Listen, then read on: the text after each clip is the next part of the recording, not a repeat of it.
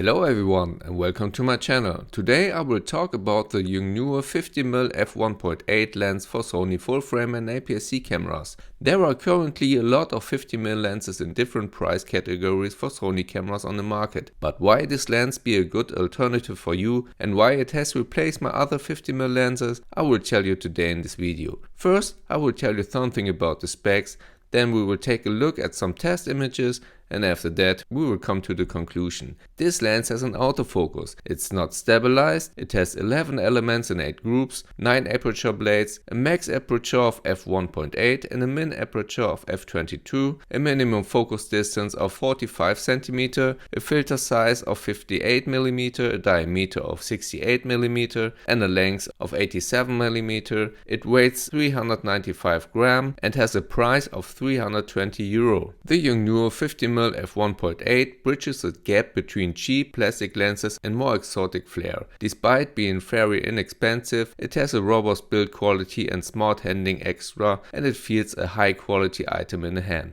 Its classic 50mm focal length makes it perfect as a standard prime for full-frame cameras for everything from everyday shooting to portraits. And it's even better suited to the latter when it mounted on the APS-C format body, given an effective focal length of 75mm. Key features include a 50mm focal length and an f1.8 aperture rating. This classic combination enables a faster shutter speeds and a tighter depth of field that when using the vast majority of standard zoom lenses is more compact and lightweight build than typically f1.4 and f1.2 prime lens. The optical path is based on 11 elements in 8 groups and includes an S-spiral element and 1 low dispersion element. The aperture rings are well rounded based on 9 curved blades. This lens includes a nanostructure multi-layer coating to minimize ghosting and flare and features a USB-C port for the application of firmware updates. This is protected by a small rubber cover. It fits well, but if you take it off you can easily use it, so you have to be careful here. Autofocus is currently a typical fast and virtually silent Lionel stepping motor. Build quality feels very robust and the lens features a weather sealed gasket on its chrome plated metal mounting plate. The electronic contacts for camera lens data communication are gold plated. Handling is enhanced by the inclusion of 2 FM buttons. These can be customized via camera menus for various functions, but at nominally for autofocus hold. Unlike in some dual button lenses, the buttons are wired in parallel and therefore duplicate the same function, so you can't assign different function to each one. Even so, it's nice that they are paired up, as it means selected function falls naturally under thumb in both landscape and portrait orientation shooting. It also has an AF/MF switch, which not many lenses in this price range have. Sharpness is good indeed, even at f1.8, the YONGNUO almost matching much pricier Sony 50mm f1.8 lenses, but we will take a closer look at the quality in a minute. Bokeh is a little fidgety, even when shooting wide open at f1.8, and not the smoothest that we have seen from a 50mm f1.8 lens, but it's still pretty good, so when stopping down a little, helped by well-rounded 9 blade aperture rings. Because it has an open aperture of f1.8,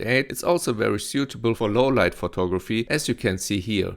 It was a lot of fun walking through the city in the evening with this lens. It works very well in low light conditions. If you know my channel, you know that I'm also interested in autophotography, so this lens also had to be tested in this category. You can see the surprising result in a few moments. When it comes to chromatic aberration, I couldn't see any of these, even in very contrast areas. The sun stars are also very nice due to the 9 aperture blades. But now let's take a closer look at the sharpness, autofocus and video performance. Okay, let's start with our sharpness test. You see here on the left side the YONGNUO 50mm f1.8 and on the right side the Sony 50mm f1.8. Both pictures are shoot with an aperture wide open of f1.8 and an ISO of 100, and you see both looks very good on the first look, but if we zoom in you see a much better sharpness from the YONGNUO lens.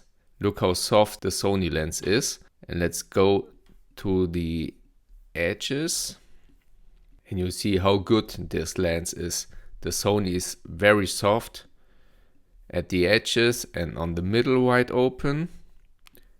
If we go down here, the same story. It seems like it's from another world, this lens here from YONGNUO. if we compare it to the Sony, and also in the middle, the YONGNUO lens is way better and much more sharper and has much more contrast than the Sony lens. If we stop down to f7.1, you see the vignetting disappeared on both lenses here, and we see a much clearer picture here. And if we zoom in, you see a huge improvement from the Sony lens, and now both lenses are more or less comparable in the sharpness. Very sharp and good result from both lenses. But the YONGNUO lens is still a bit sharper than the Sony lens here. Now you see here a portrait comparison of the YONGNUO lens. We see here on the left side pictures that I've shot with an aperture wide open f1.8, and on the right side with an aperture f2.8, and you see how smooth the bokeh here is and how sharp the image is. And if we zoom in, you see there is no much difference between an f1.8 and an f2.8 here in the sharpness of the eye. Of course, the autofocus was here on the right eye here of the cat. The sharpness is very good. I'm very impressed of the sharpness here of this lens. I didn't expect this. And you see how smooth the bokeh here is on both images. Okay, let's take a look at some astro shots. On the left side, I have used an aperture of f1.8. And on the right side an aperture of f2.8. And on the first look, both looks more or less identical, but if we zoom in, you see an improvement of sharpness here on the f2.8 aperture, but the stars are very round on both apertures here.